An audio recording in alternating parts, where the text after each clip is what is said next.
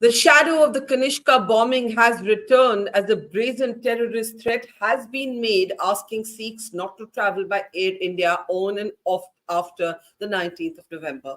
I'm Barkha, Dutt, you're with the Mojo story. Gurpatwant Pannun, the lawyer for Hardeep Nijjar, the Khalistani separatist, killed in Canada, leading to a full-blown diplomatic battle between India and Canada, with the United States of America wading in as well, has made an open threat to Indians, warning them not to travel by Air India on the 19th of November and afterwards. He has made an open threat that those who do so would be endangering their lives.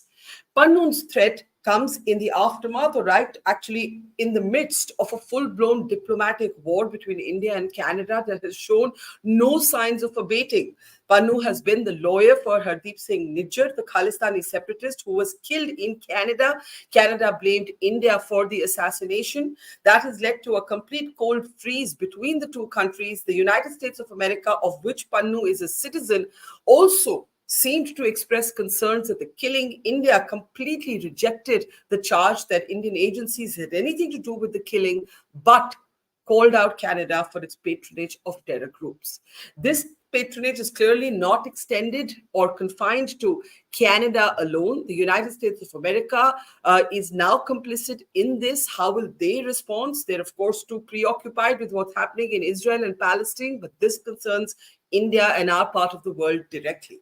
Let's introduce our panel of experts today as we ask whether the global debate around the killing of Nijjar will finally change after the threats from Pannun. Will Western media finally stop calling Nijjar a Sikh leader and a Sikh activist? Joining us is a veteran diplomat, Ambassador Hardeep Suri. Always a pleasure, sir. Also joining us on the program is Chirayu Thakkar. Chirayu had a piece, a very interesting piece, arguing that it was very difficult for countries to take sides on this. Will that still be the case after this threat? We'll find out. Somebody for whom this is very personal and very difficult, Sanjay Lazar. Sanjay lost his entire family in the Kanishka Air India bombing. He's the author of a book on that bombing. For years, he's been demanding justice from Canadian authorities for the men who bombed Air India. And also joining us is lawyer and analyst and commentator Sherveet Panag. Always a pleasure. I did not want to have to play out the full statement of Pannun, but I think it's important to play out the operative bit just to show you the impunity with which this man, a designated terrorist, is able to conduct himself, slipping in and out of Canada and the United States, addressing rallies in Canada, returning to the safety of the United States where he is a citizen. Listen it. We are asking the Sikh Panth, do not fly Air India.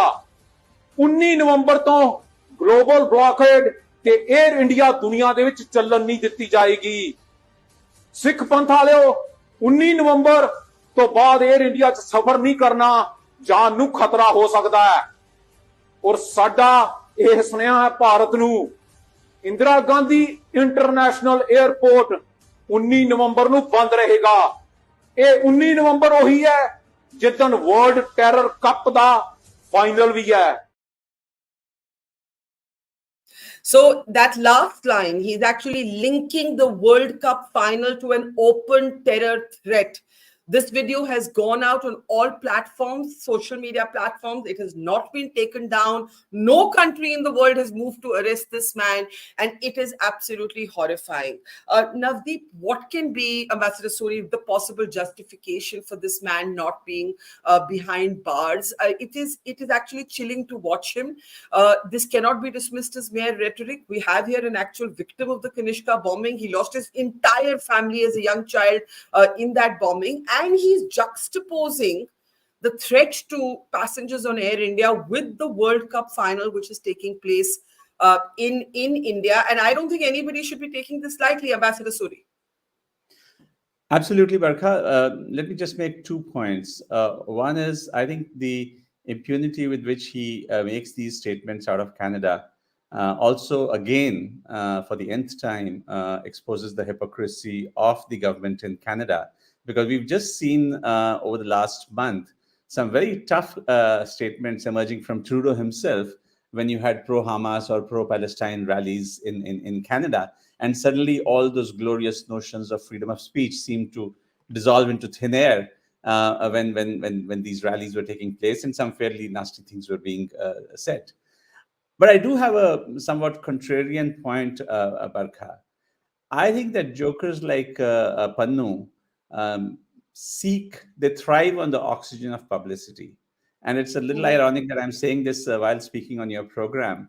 But I really think that maybe we should just shut them out for some time, deprive of them of the publicity that they seek, and instead perhaps think of turning the spotlight on the wonderful members of the Sikh community, the Vice Chancellor of McGill University, the eminent surgeons and doctors, the academics, the professors, and others who are leading very normal lives as persons who are proud of their Indian heritage, who are proud of their Sikh faith, and who are honorable Canadian citizens at the same time.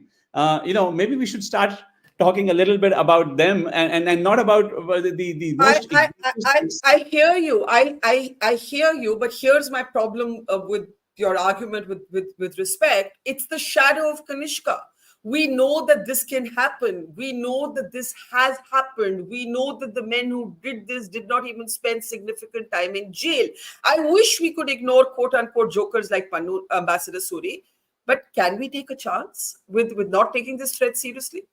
No, I think our agencies should take this threat very seriously. I think the Canadian agencies and others should take this threat very seriously. I think there should be active cooperation between the agencies to make sure that nothing untoward happens. But at the same time, I guess the point I just want to make is that he says some of the most obnoxious things because he knows that they will get attention. And he knows that there is a degree of impunity with which he can say this.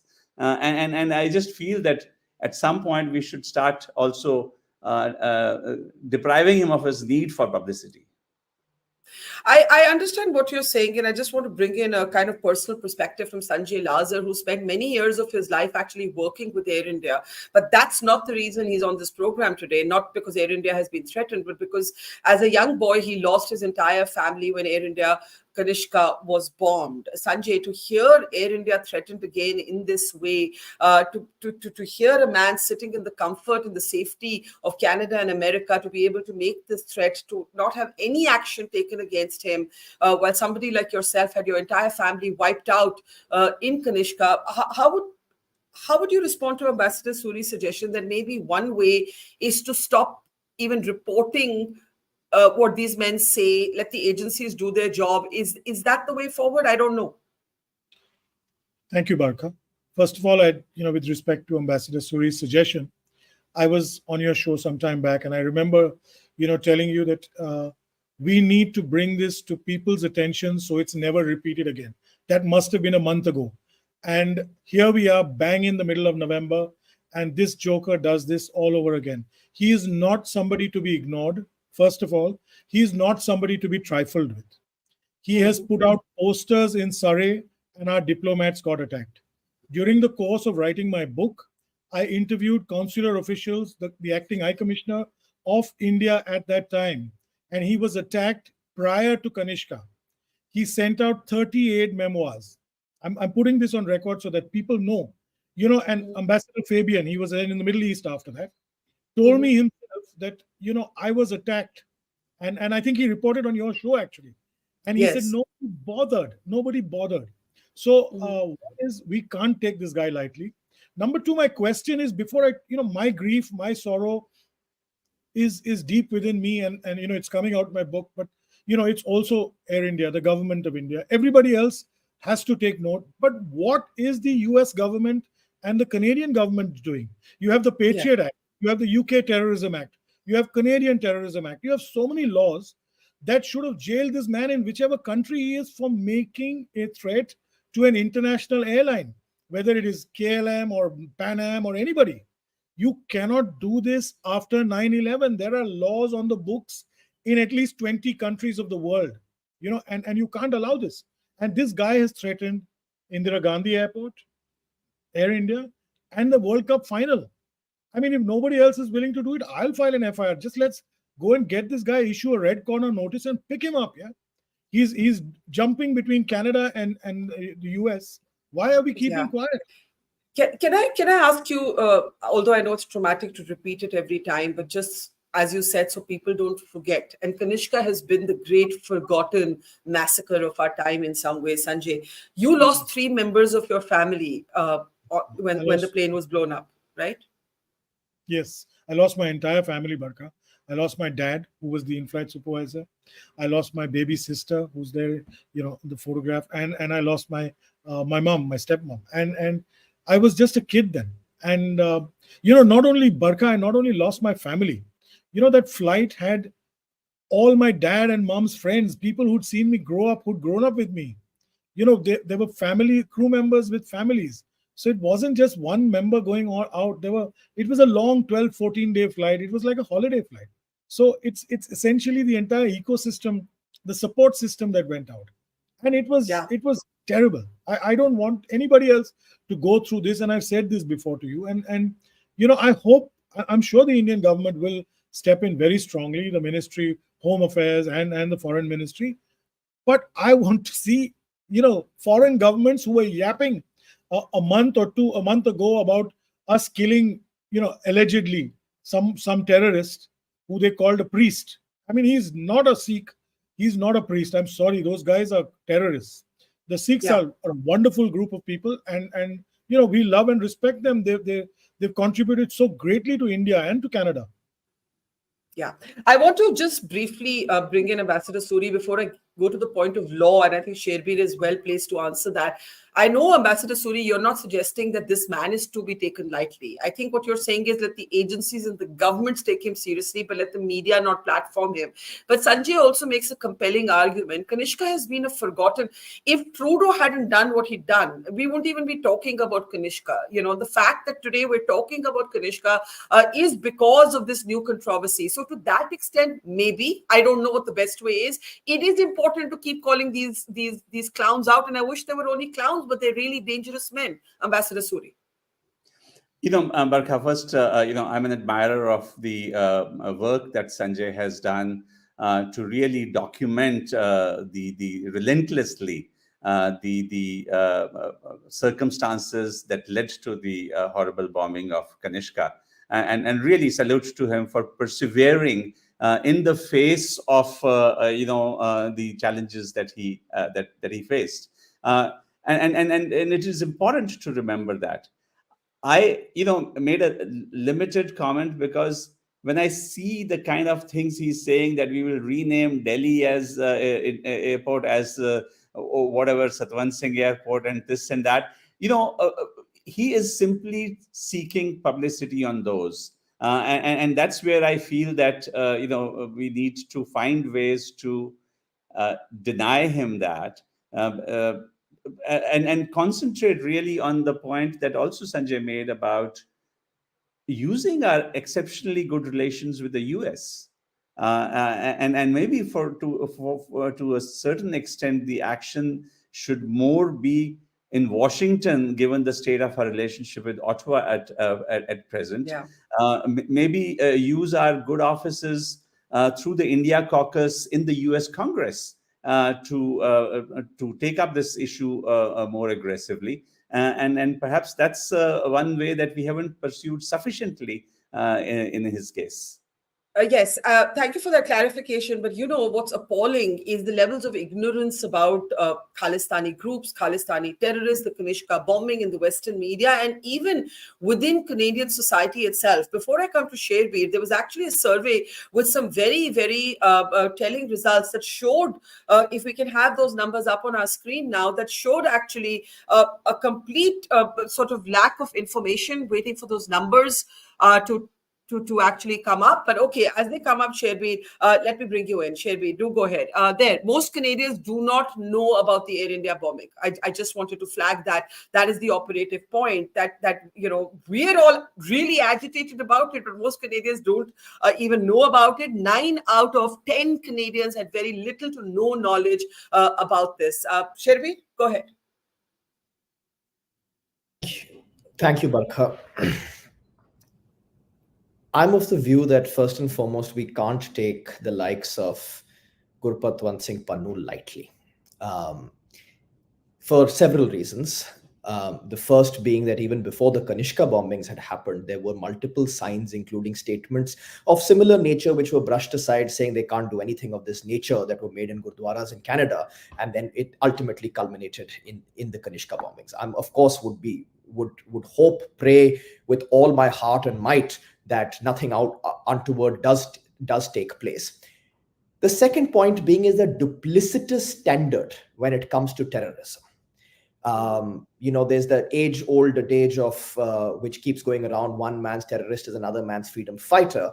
But for countries that have collectively come together on the war on terror, that have collectively fought together hand in hand, have given each other assistance, we suddenly cannot have Gurpatwant Singh Pannun is not exercising his freedom of speech by threatening several hundred Indians and other nationalities about a plane that's going to be potentially bombed. That is not freedom of speech. That's not freedom of speech under any law anywhere in the world, and is incapable of poetic or even creative license. That's right. And therefore, when no action gets taken, India's past attempts to have a red corner notice issued against him when such attempts have been rejected on insufficiency of information, and then what more information can be asked for? And then every now and then to view these creative slides that are made. Mr. Nijjar is as much a community leader as Osama bin Laden is an engineering, procurement, and construction specialist. This false equivalence that constantly gets drawn in on whether it's on freedom of speech or preacher or community leader, we've got to get out of this mechanism. And both the United States and Canada have to see where lives have really been lost on this matter. This needs to be taken up at the highest levels, and Canada has to come off its high horse. And I think coming back to the question that you raised at the start of this conversation, which was, is this going to result in seeing things relating to Mr. Nijjar's case differently? I think Mr. Nijjar's case, all said and done, remains in the genre of credible allegations, at least with what's there in the public domain, which is a standard that is unknown to both law as well as to diplomacy. The context of credible allegations is something that one really cannot comment on. But I do hope that these actions and Gurpatwant Singh Pannun finding himself one day in Canada, one day somewhere, one day in the United States, and making such inflammatory statements, such threats, action has to be taken. And if action cannot be taken, then this really speaks to a fundamental vacuum within which we view terrorism. Gurpatwant Singh Pannun is a terrorist first and a coward second, and I do agree with Ambassador Suri completely that he's a joker and a circus monkey on the third end of it. But that doesn't take away the fact that he is a terrorist. And at this point, I do also want to call out my personal irritation. I rarely do that on the program, but today I looked at a statement from Rupi Kaur, who's an Indo-Canadian poet, saying that she would be boycotting the Diwali at the White House on the invitation of Joe Biden because of the Biden policy on Gaza. That is Ms. Kaur's prerogative. A lot of Indians have said, well done to her. But the fact is that, by contrast, Ms. Kaur has not taken any voluble, specific position calling for the arrest of a man like Gurpatwant Singh Pannun. And I just find that sort of, the wars that you choose to take a position on, the wars that you ignore, the free speech that you defend, the free speech that you clamp down, to be exactly the kind of duplicity, Sherbir, that you just referenced. So that was just something I wanted to personally call out. I just want to bring in Sherbir, you want to come in briefly, and then I want to bring in Chirayu after that. Sherbir? Very, very quickly, I do think that there is a requirement for progressive members of the Sikh community to come out and denounce this nonsense. At the same point of time, I don't believe we need to be called out if we don't.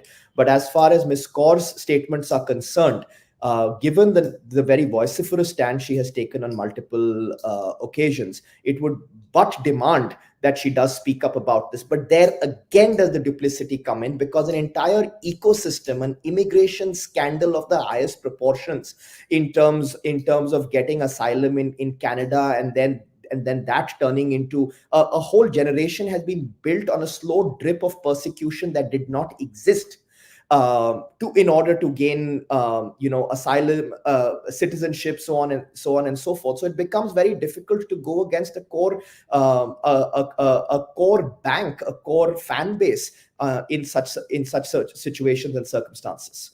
Yes, and I agree with you. I would never normally call out people for their silence, but she's a very vociferous sort of person who takes positions on any number of things. She's taken positions on farmers' protests, on the Modi government, on Israel-Palestine. So to that extent, her silence in this context was a little striking to me personally. But she's not the point. She's only an example. Chirayu, I want to bring you in. On the role of the United States of America, we know from the US ambassador to Canada's comments that the intelligence supposedly pointing to an Indian hand in the Nijjar assassination came from America to Canada. You also saw sort of somewhat gratuitous statements by US Secretary of State, now too distracted by what's happening in West Asia, talking about the concern with which India must respond to these allegations. This man was Nijjar's lawyer. Does this change anything? You wrote a column saying countries will find it hard to take unequivocal positions. Will this change that? Barkha, thank you for having me. And I think it won't change anything. And Ambassador Suri is here. He is better placed to comment on diplomatic parlance. But if you take most comments that allies of Canada, especially the G7 countries, have made, we have concerns. We want India to cooperate. These are banal anodyne statement that means nothing. What they are saying effectively is that we have nothing to do with this mess. We are focused on the bigger prize in the Indo-Pacific. We want to focus with cooperation with India. India is a big market for us. Allow us to work cooperatively with India. You want to play your domestic politics, play within the confines of Canada. International stage is not for you. So some modicum of support came initially. Even Jake Sullivan made one or two statements saying that nobody is allowed to do this or to the effect of that. But after that, even the United States backed down. India gave a bit of flexible position that we are willing to cooperate if you come up with something concrete. But the fact is there is nothing concrete. And okay, so first let's deal with the international position and the United States first of all. Now, you see, initially everyone was a bit skeptical about India, and everyone assumed that Canada would build a case drip by drip by leaking things to the press, making sure that they build a case like the way Turkish media did against Mohammed bin Salman in Khashoggi murder, so on and so forth. Nothing of that set happened. And I myself wrote a column, the column that you are referring to, I wrote exactly a month after him speaking in Parliament. And we were assuming, waiting for the drip, we were assuming some bits and pieces of the evidence to come out. Nothing has come out. And it has been like, 3 weeks since I have wrote the column, 7 weeks since it stood up in Parliament, and nothing has come out. It means there is no evidence. It is just some hearsay, somebody's wiretapping, somebody referring to something. I mean, you can't create and build international cases and stir up diplomatic rows over some hearsay. That is not how international diplomacy is concerned. And some people initially thought that Trudeau was serious, but now he has lost all his credibility. Keep repeating this, to borrow the phrase, genre of credible allegation. I mean, this is completely manufactured. Now, there is without that evidence, there is no case. Now, let's come to the Pannun matter and how this goes. I'll refer your audience to the second Shishir Gupta column that he wrote in the immediate aftermath of it. And there, he has reportedly said that our current national security advisor told CIA that we have not taken out Pannun because he is a CIA asset. I don't know how true it is. It is reported on the pages of Hindustan Times. But if that is the case, then it then creates a lot of problems at so many levels, because then it creates another friction point. If Pannun is going to make this kind of statements, and if Pannun is reportedly to be believed having some kind of connections to the CIA as well, this stirs up a lot of other problems between India and the United States. Let me actually pick that up and take it to Ambassador Suri. It reminds me of a man called David Headley. If you would remember Headley after 26/11, that he was a double agent, I think has now been well established. He goes undercover in Pakistan for the Drug Enforcement Administration of the United States of America. He then becomes the mastermind of the 26/11 attacks in Mumbai, and he then is he basically, I don't know, is reported, and there are fevered whispers about him once again being an asset of American intelligence. And I'm sure you've heard these reports as much as I have, probably more. Now you have the same sort of whispers about Pannun. It makes no sense. But the commonsensical question is, if not, why would the Americans just not extradite him? Why would the Americans at least not arrest him? Yeah, so we're now entering the shadowy world of assets and agents and double agents and rogue agents and all of that. Yes. And Barkha, this is a subject on which the only productive conversations will be the ones that can be done firmly, clearly behind the scenes. I don't think any amount of public discussion on a subject like this will produce anything. But yes, it is also the kind. If today we say that our relationship with US is mature and multifaceted, and we can speak candidly, including on issues where we disagree with each other, then this matter deserves to come on the agenda in conversations that EM or NSA have with Jake Sullivan or with Anthony Blinken so frequently, so repeatedly on the whole gamut of issues. So yes, I would agree that it is something, but without the glare of publicity, it would be effective. Fair enough, but are you disappointed? Are you disappointed by the response? The Canadians' response is evident. Are you disappointed by the response of the Americans?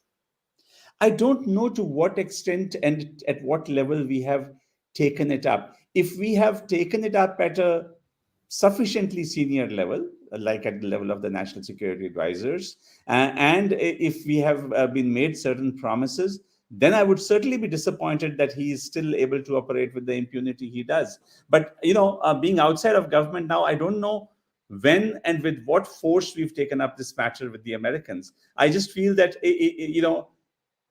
hypothetically, if I were in a situation where I could make a difference in this, I would use three different instruments at my command. One is the official channels at the level of NSA and so on.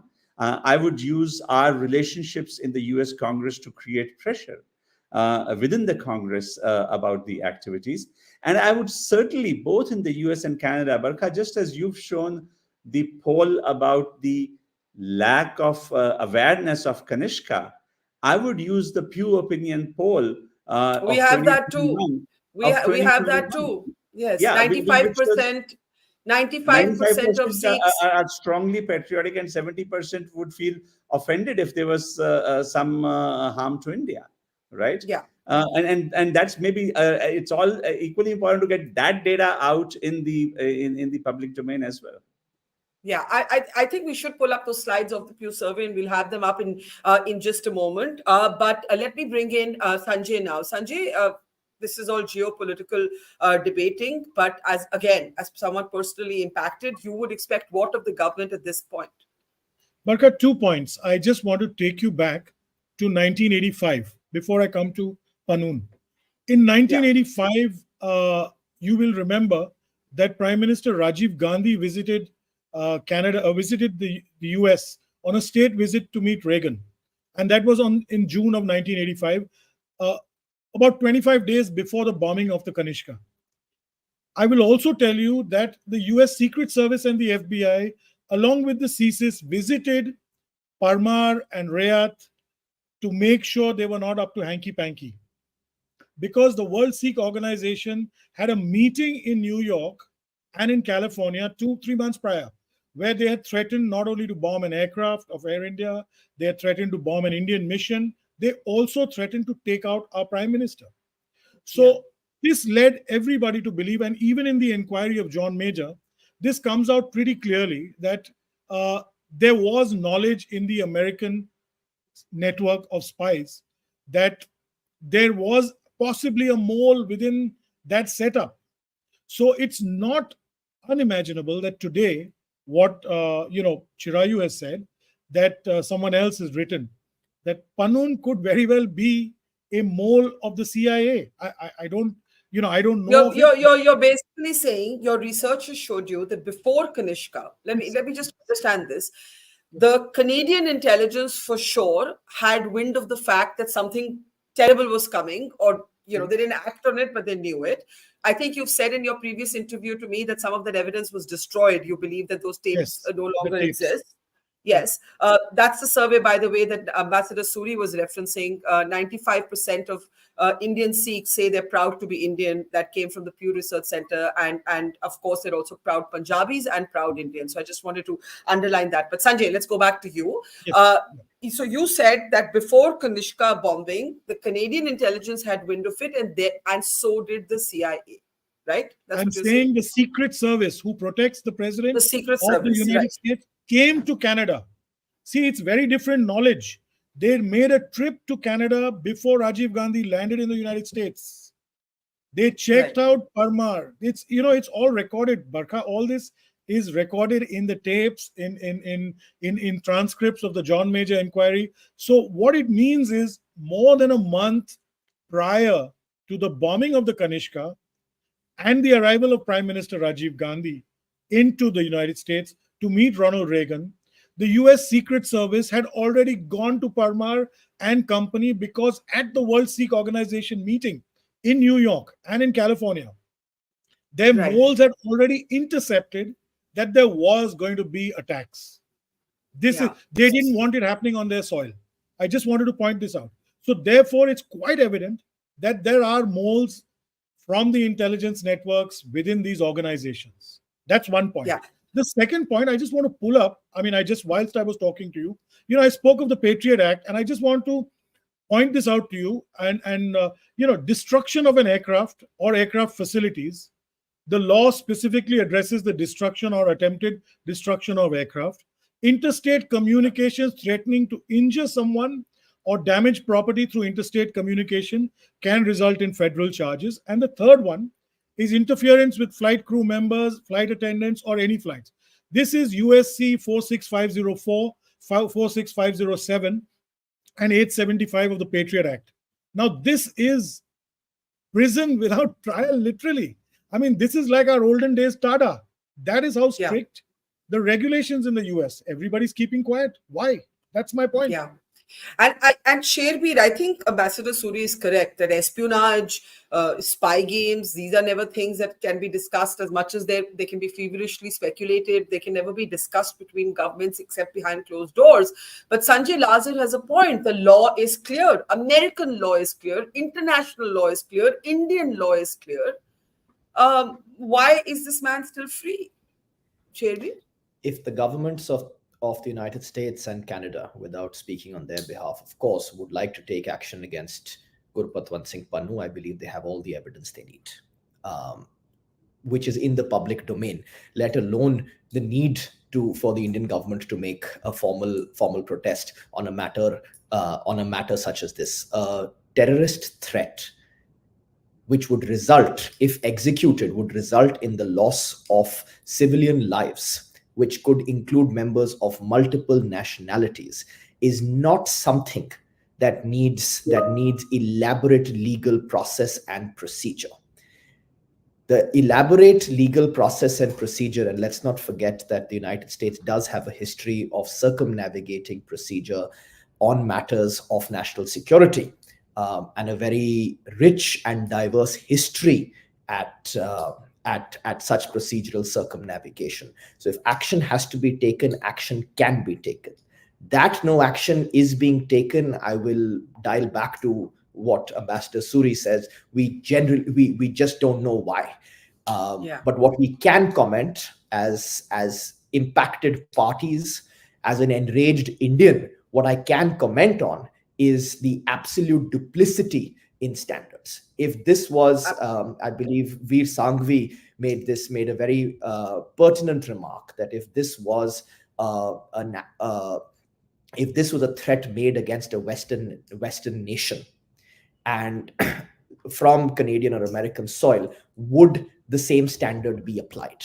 And if this threat was of of American lives and Canadian lives at stake, involved, a United airliner or an Air Canada airliner, which is something I said, would the same level of callousness be deployed? And I think that's really the central question on this. Why the duplicity? Why is your terrorist a terrorist? And why is Gurpatwant Singh Pannun exercising his right to freedom of speech and expression? I think that is the standard that all of us can contest. Whatever happens behind closed doors, I'm sure the government of India is taking it up appropriately with their counterparts. I absolutely bang on. But Chirayu, here's the question to you then. You said that the G7 may not have wanted to wade in to the Indo-Canadian spat. The Americans had to make noises to sort of be taking their closest allies seriously. But in the face of this incontrovertible evidence, which is Pannun on camera. Now imagine for a moment, as Sherbi says, close your eyes and replace Air India with United, Delta, Alaska Air. What would the Americans be doing? Barkha, a couple of points. First, when Jake Sullivan made the first initial statement that no country is exempt from extrajudicial killings, it came out at the highest statement of irony, because it is coming from a US national security advisor. And without going into the evidence side of it, or whether Indian government was involved on it, the first gut reaction of many of the analysts like us on Twitter was, is this coming from you? Seriously? So, like, if you have a threat to your homeland, you have all the tools at your disposal and you use it indiscriminately to kill people, sometimes at collateral damage of civilians, and you make sure that your homeland is secure. But if somebody else does this, you say you don't have the special exemption. What is this world where we are living in, where you make the rules and we follow the rules? I mean, your lives matters and brown lives don't matter. That was the gut reaction of many of us, and perhaps some of the Western analysts were not able to digest this reaction coming from India. But there is another point. A few comments during the last half an hour were made regarding how seriously we should take Pannun and whether Pannun has the wherewithal. I think the fact that let's forget the United States for a second. Let's address the main issue here. Why this is all happening? It is happening because of Trudeau's vote bank politics. It is happening because of Trudeau's approval. That explains Canada. What explains Biden's, the Biden administration not prioritizing this? Look, Barkha, there are two aspects to this. Let's first address the Canada aspect, and then I'll quickly come to the United States as well. The Canada aspect, the moment you tolerate, see, the fact that somebody is making a threat to someone else's life is in itself punishable. And if Trudeau is boasting all about rule of law, this is not something rule-adopting, rule-abiding countries accept. This is unacceptable by any civilizational standards. So he should be nabbed. The fact that you are tolerating it, it means that you give us political support, you scratch our back, you vote for us, and we will allow your vileful buffoonery. We will allow all the political contempt that you are directing at Hindus, at India. All those things are acceptable. That's one aspect of it. Now, for the United States, they are in a very difficult situation. If you place yourself in where United States is sitting, their cooperation with Canada is much thicker than theirs is with us. So they will initially have to lean on the Canadian side. There's a compulsion of geopolitics. There is compulsion of alliance. They can't simply wash off their hands and say that, oh, India is very important, or this seems like dubious or spurious, so we are not going to come and support you. There are compulsions of alliance, and that is where they have to stand together. United States was not critical when Trudeau was doing all this, seemingly very harsh position that he took during the Freedom Convoy protest, and United States was not critical. Even the New York Times calling out that when the farm protests were going on in India, you said that protests are good, but you are not adopting the same standards. New York Times did it, but the United States could not take a position against its ally government. So I think those are compulsions within which United States. I get that on the Nijjar killing, Ambassador Suri, and Ambassador, yeah, and those are examples, by the way, on your screen of the extrajudicial assassinations by the Americans. But my question to you, Ambassador Suri, is this: okay, I get the Americans walking this tightrope on Nijjar. What is the tightrope to? Why is this man not behind bars? I am just asking that simple question. Yeah, and I think he's given enough reason for action to be taken against him. And this particular statement that he's made now on Air India, with the brazenness with which the threats have been made, deserves action to be taken. I would just expect, as I said, that our government, our ambassador, others would be taking up very strongly with the Americans, showing them the videos, showing them everything else. But of course, we think that the Americans ought to be already knowing this. But maybe it's not as much on their front burner, and it is really our responsibility, of Government of India's responsibility, to make sure that when you have any meeting with the Americans at the level of President, Prime Minister, NSA, Defense Secretary, you're going to have the 2+2 in a couple of days, right? In a time. Well, put it on top of your 5 points that you want to discuss, as important as China is. Make sure that make sure that it figures in the agenda of our bilateral discussions at places where it matters, so that we reiterate the seriousness with which we view this matter, and ask for tangible, verifiable steps to be taken by the government, and say that we are going to be watching it. There are plenty of opportunities that come for high-level engagements, which will, again, a few weeks later, give us the chance to review, okay, what have you done in the last 3 weeks or 4 weeks on this? We're still waiting. Absolutely. I agree totally. Sherby, quick last thought before I give Sanjay the closing word. Sherby, I had a question though before you react. I mean, isn't it ironic? We've spoken so much about duplicity. The world is fully absorbed in a debate around terrorism vis-a-vis the human rights of civilians, Israel, Gaza, of course. There is such a raging global debate around terrorism, and India and India's concerns yet again do not figure squarely at the heart of that conversation, and that really irritates me. Sherby? It does me as well, Barkha. It does me as well. I think I think I've used the word duplicitous far too many times, but I'm going to go a step further and say it's just absolutely shameful that a threat of terrorist action, a threat to kill innocent civilians is taken very seriously in one part of the world, and suddenly it becomes irrelevant when it's in another part of the world. It's shameful. These are aspects of what we call universal law. They're unlikely to change. Forget the law, just the ethics of it, the morality of it is, has a very singular answer. There is no binary posture that's available to something.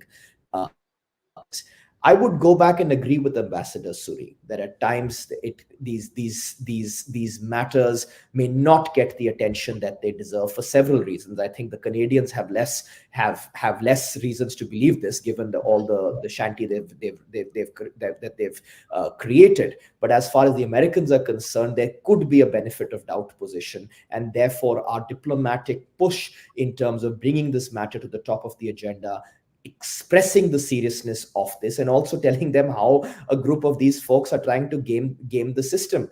I've said this on multiple occasions, merely being a member of Simranjeet Singh Man's party gives you political asylum when Simranjeet Singh Man is sitting in our parliament on giving some, concocted letterhead story of persecution, as in where is the persecution if the man can get elected to parliament? So, I think there are a lot of important conversations to be had, but I share your rage, Barkha. I feel it very much as an Indian, and I do hope that nothing happens with this bogus threat or this cartoonish threat that Gurpatwant Singh Pannun has made. But more importantly, I think this will only rest when concrete, definitive action is taken against him, and not just merely lip service that we do something. Well said. And we do have a big, as Ambassador Suri pointed out, a big US-India bilateral coming up in 2 days from now. It's a perfect context to place this on the table. You also have an impending visit of the Prime Minister that was scheduled for San Francisco, but that is actually not taking place. But that said, there will be this big chance, as Ambassador Suri said, to raise this at the top of the agenda. Sanjay, last word to you. If you watch Pannun's statement again, he doesn't talk about blowing up an aircraft from Canada alone. Air India flies to almost 40 flights a week, even in the US. This man is in the US. Number one, Twitter has not taken his account down or the video down. Number two, the US should realize he has actually threatened Air India flights all across. That's grounds for his arrest. And thirdly, I know our government is taking it up extremely strongly, and we need to be very careful. I pray that nothing comes in, and this guy should be jailed. He should be jailed for many years, because he's caused diplomatic problems for our diplomats there. He's caused enraged violence, and he's causing threats in India even today. And I have to just say special thanks. I have to say special thanks to you. And all other families, who have been left behind, after the Kanishka bombing, for still finding the courage and the compassion to participate in these public conversations, because I know you have to put a sort of stone on your heart to do it. So thank you, Sanjay. And thank you very much to Sherbir, to Chirayu, to Ambassador Suri, and to our audience for watching. We'll keep following this story. See you soon, and thank you for watching. Mojo Story has always made a commitment to its viewers to go to where the story is. And as you can see here, we are at the epicenter of the Israel war on Gaza. We are right at the front line, about 1 mile from the Gaza Strip, as the Israeli military gets ready with its tanks and its gunners to begin its final frontal assault that will take troops into Gaza. As we said, we are not like other organizations. We believe in giving you all sides of the story objectively and as much as possible from the ground. And that's exactly what we're doing here, covering the biggest global story today from the epicenter of the war zone. So please, we need your support. Support us, become a Mojo member, subscribe to us, spread the word, and thank you for your support.